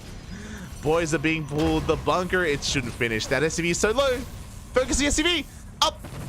Oh my god, 99.9% done. The Reaper gets surrounded. The Reaper goes down. GG gets called. And Nice pulls it off. He takes game 1. GG. Oh my god. It's gonna be a short finals. It's Nice. He barely shut down the bunker. He got a surround on the Reaper as well. He just shut down the aggression and across the map. Oriana was still struggling to deal with what was ensuing in his main base, losing so much mine time, so much economy, trying to shut down the proxy Rax. Sorry, the proxy gateway. Crazy. Crazy. Ay. Oh my god. There we go. How do you deal with being proxy? Just proxy in the face of your opponent. Just in the main base. Just throw it down. Whip it out. See what they do. See how they panic. Ay. With that, Nice is 1 game away. Remember, he started with a 1-0 advantage already. And he's looking to clean it up, and this time I select the correct flag. Thankfully.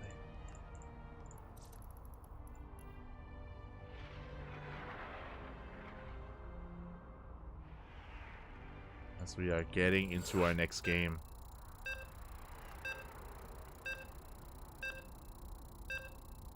Here we go. We're loading into game number 3, potentially the final game of the series. Oh boy. It all ends here. I see in the chat. Now this is pure StarCraft 2. This is peak StarCraft. True. It's beautiful. It's what we want out of PvT, really.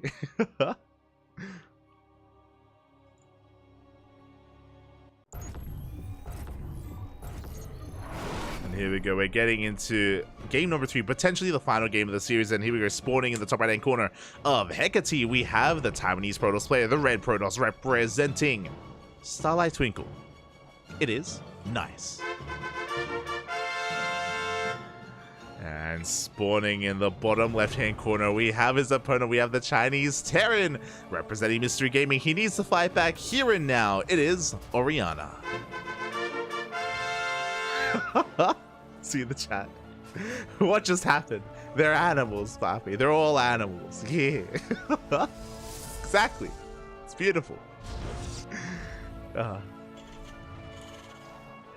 Here we go. As from here, this time Oriana throwing down the Rax in the main base. Thankfully, it's in the main this time. We're calming things down. Everything is where it should be. Nice, a little bit paranoid. He does check for a proxy here at the triangular third location before going for his probe scout. Even checking out here towards the center. So Nice is just, making sure that he isn't being proxied 2 games in a row. I don't blame him. A little bit concerned. As we are going for the probe scout across the map to recognize what is going on. As he does get eyes on the Rax back at home. He does see, he does know. we go. Even throwing down a pylon as well, just to disrupt the opener as well. Throwing a wrench in the works. Yeah, and it is going to be an economic opener. Again, it was only a single gas geyser, so a Rax expand here from Oriana. CC on the high ground just to be safe. And the pylon finishes, and it does actually have vision to see the CC. So nice, he's aware of the economic opener. He's aware that he's safe and sound, and he can just focus on his own build. Reaper is going to be moving out. Trying to get a read on what's going on. Ooh, as we do calm things down. There's that factory on the way. Important to point out that it's a factory, not a 3 Rax, which is definitely a possibility off of a Rax expand. Pylon's being focused down. Reaper was just scouting, checking for any kind of weird proxy locations. Oriana making sure that everything is as it should be, as he does move out across the map. Adept in position, but the Reaper does bypass the Adept. We get into the main base, and we need to get eyes on the tech. Up. Ooh, Reaper goes down. Oriana, he doesn't see if it's a Twilight Council or a Stargate. He's not fully aware of what's going on. Getting into his 1-1-1 follow-up. Again, he should be going for a drop play. Hellion production as well. So with this opener, Oriana, he isn't really going to be hyper-fixated on building up an army. Just going for some harassment to begin with instead. Adepts have arrived, and nice. Doing the best he can to try and delay this expansion for as long as possible.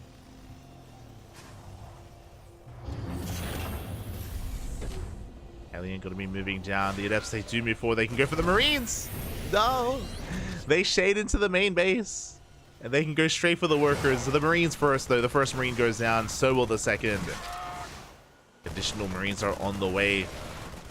As this is happening, Hellion is moving across the map. Oof. And the Cyclone will eventually hunt this down. Hellion is getting a couple of hits in. Gets one probe. Gets a worker, dives into the main. It is a Twilight Council opener here. Blink is on the way. And seeing all these gateway units should be enough of a tell. At this point, there would have already been an Oracle. So, Oriana, he's aware of the Twilight Council, the Blink opener. He saw the lack of gateways, and we can see it is 2-gate Blink straight into a third. Very economic here from Nice. Very macro-oriented. After the third base, that's when he throws down the Forge and the Robo. So again, just hyper-fixating on his economy. Being a little bit greedy. And we'll see if Oriana can try to punish it as he is going for his drop. Now, I assume that we'd be building up towards something like a Widowmine drop, but no, it's going to be Marines and a Cyclone. Bit of a kitchen sink drop, a bit of everything, but there's a lot of potential with that Cyclone. Going to be moving out. Behind this, we're getting into our 2-1-1 setup. Sorry, 3-1-1 setup. 3 Raxes, 1 starport, 1 factory. Building up our army.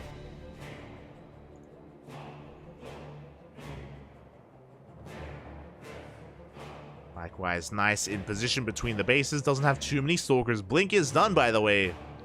We're going straight for the mineral line, it looks like. Again, nice, just hyper-fixated on a gateway-based composition. We got +1 on the way, 2 more gateways. So 4 gates in total. Oh, and Oriana, he's waiting with his drop. He is here between the bases, but he also has the Raven moving out as well for an auto turret. The goal here is, I imagine, for the Raven to distract. There we go, it's queued up to throw down the auto turret into the main. And as the Raven distracts the army, then we can go for the drop. Let's see if we can pull it off. There are Stalkers in position, and will nice react in time. Oriana does pull back. There we go, going for the drop into the third. Focusing down some workers. 3 probes go down. Oh, almost getting a 4th. But the medevac is targeted. So far, the Cyclone doing a lot of damage. We have a shield battery in position. We have the shield battery. Ay. And with that, nice, we'll shut this down.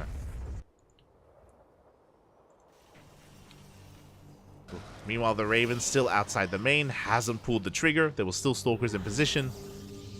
but a really good cleanup here. Nice, may have lost 4 workers, but he killed them. He killed the Cyclone, killed the Marines, didn't get the medevac. And bearing in mind that because Nice went for a faster third base, he could afford to lose workers. Not as impactful as it otherwise would have been. And, oh, Oriana, he's doubling down. Instead of a 3-1-1 setup, he does have 2 more Maxes on the way. A third CC as well, so he's not going all in. It's not a 2-base all in. He's still going to be expanding. But a committed push nonetheless. Here we go. We have a lot to live up to. Remember, in the last series, we ended up in a weird base trade. He's going to be scanning ahead of time. Sees lack of gases. Charge is done. So again, it's going to be Stalkers and Charge lots. Speaking of Charge lots, they make it into the main. A big warp in into the main base as well. Oriana out of position. We're going to be recalling though. It looks like Nice can't get much done here. So he recalls the hell out of there. Makes it out with the rest of his Warp Prism. And again, Oriana, now he's aware of the Warp Prism, which means he's going to be forced to keep some supply back at home. It means that he can't move out. He wanted to push out with his drop play, but is stuck at home. Third CC soon to be taken. Oh, a couple of SCVs go down. Warp Prism meeting up with the main army, and we're going to be going for a big Zealot Warp in. Oh, actually, we're going to be rotating. Go. There's a double-pronged attack here. Zealot going to be checking where the army is. More reinforcements are on the way. Third base is under threat, taking a lot of hits. Oh, and can Oriana hold on? Can he protect his natural at the same time because the Zealots are pushing forward? The main army is going to be distracted. We dive on top of this. Mine shot is going to go off. Decent connection on these Zealots. The boys are being pulled at the same time. Zealots, they get into the natural and into the main base. Getting on top of the production, going for a big warp in into the main. And Nice, he's snowballing out of control. It's becoming just too much. The Marauders hold on. The main army does well, but only the main army. As the Marauders force back those Stalkers, we're losing everything else. 49 SCVs go down, and the Zealots have not been dealt with. GG gets called. Oriana, he has nothing left. Can't even go for his all-in, and Nice will take the series 3-0, becoming this week's Grand Platypus Open champion. GG. GG, well played. Grand Platypus Open number 98 is going to be Nice's tournament, and we're so close to 100. Two more, and then we reach 100. It's been a long time coming. We've been running this tournament ever since the end of 2019. End of 2019 is when we started, and yeah, we've had a couple of breaks. We've had a couple of hiatuses here and there. So it hasn't been non-stop since 2019, but for the most part, we've been running it pretty consistently, and we're almost there. Almost there. GG, well played. Congratulations to Nice, as he's our champion. My condolences to Oriana. Again, he did well for himself making it this far into the finals, but Nice, he is a bit of a level above, and usually the players that can contest against Nice are the other top players of the region, like your Mia Micahs, your Go-Go Joeys, your Hon Monos. They're the players that need to step up against Nice. Even Oreo, he's had his time in the sun, and he's gone toe-to-toe with Nice before. Or even Demi. But yeah, GG, well played. Oriana, he's still more of an up-and-comer. In the scene, and wish him the best. You know, he's achieved a lot. He's improved a lot over the past year, over the past couple of years even, so it's been really cool to see the progression of Oriana, but alas, he is gonna get knocked out here by Nice. And GG, well played. Thank you so much everyone as well for tuning in. Again, a bit of a shorter broadcast today. Unfortunately, not as many players tonight either. Mentioned only 4 players, and mentioned as well that at the end of the year we're going to be revising, you know, where we're investing our resources and what tournaments we want to host. For those who don't know, I'm from Australia. I'm Aussie, man. I'm Aussie. I want to support the oceanic scene. I want to support the Southeast Asian scene. But the scene has been shrinking over the years. That's the reality. You know, it's a sad truth, but it's a truth. The scene has been shrinking, and players are becoming less interested over the years, and as a result, that is affecting our signups. And you know, as much as we would love to keep this going, we'll see what happens next year. We'll see what happens. We'll see if the interest is still there. Otherwise, we may just yeah, maybe even try something else. I don't know. Maybe try another event, another tournament. Yeah, we'll figure it out. We'll brainstorm. We'll brainstorm over January. Yeah. Oh.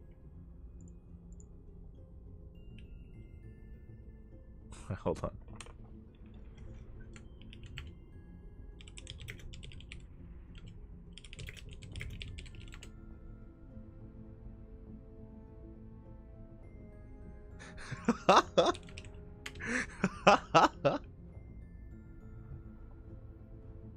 I just saw Jim Rising in the chat.